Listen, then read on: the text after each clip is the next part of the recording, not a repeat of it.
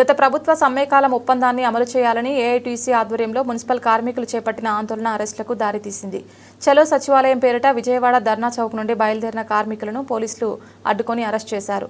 ప్రభుత్వానికి పోలీసులకు వ్యతిరేకంగా నినాదాలు చేస్తూ సమస్యలపై ప్రభుత్వం వెంటనే స్పందించకపోతే ఆందోళనలు మరింత ఉధృతం చేస్తామని మున్సిపల్ కార్మికులు హెచ్చరించారు. మున్సిపల్ కార్మికుల సమస్యలు పరిష్కరించాలని డిమాండ్ చేస్తూ ఆంధ్రప్రదేశ్ మున్సిపల్ వర్కర్స్ యూనియన్ ఆధ్వర్యంలో పెద్ద ఎత్తున నిరసన కొనసాగింది.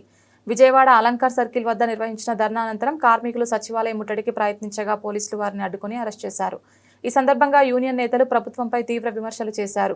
ఏఐటీసీ రాష్ట్ర అధ్యక్షుడు రావులపల్లి రవీంద్రనాథ్ మాట్లాడుతూ గత సమ్మె కాలపు హామీలను అమలు చేయాలనే డిమాండ్తో శాంతియుత ఆందోళన నిర్వహించినప్పటికీ ప్రభుత్వం స్పందించలేదని ఆవేదన వ్యక్తం చేశారు.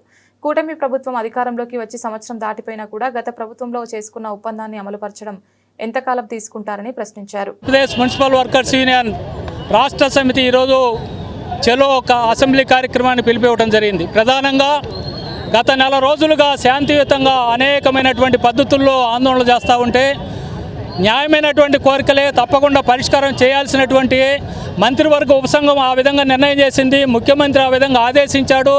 మీరు న్యాయమైనటువంటి కోరికలేనే మాత్రం ఉపశమనం మాటలు చెప్తున్నారు తప్పితే ప్రాక్టికల్గా ఆ నిర్ణయాలు ఏవైతే చేశారో వాటిని ఇంప్లిమెంట్ చేసేదానికి జీవో తీసుకురావడానికి 2-3 మాసాలు కూడా సరిపోకపోతే కడుపు మండినటువంటి రోజువారీ ఆర్తనాదాలతో ఉన్నటువంటి మున్సిపల్ కార్మికులు, పేద కుటుంబాల నుంచి వచ్చినటువంటి వారు అనారోగ్యంతో ఉన్నారు. మనం అందరూ ఆరోగ్యంగా ఉండాలంటే వాళ్ళు కడుపు నిండాలి. అటువంటి కడుపు మంటలతో ఉన్నటువంటి మున్సిపల్ కార్మికులు మా కనీస వేతనాలు 26,000 ఇవ్వండి, మీరు అమలు పరుస్తామన్న సంక్షేమ పథకాలు మా బిడ్డలకు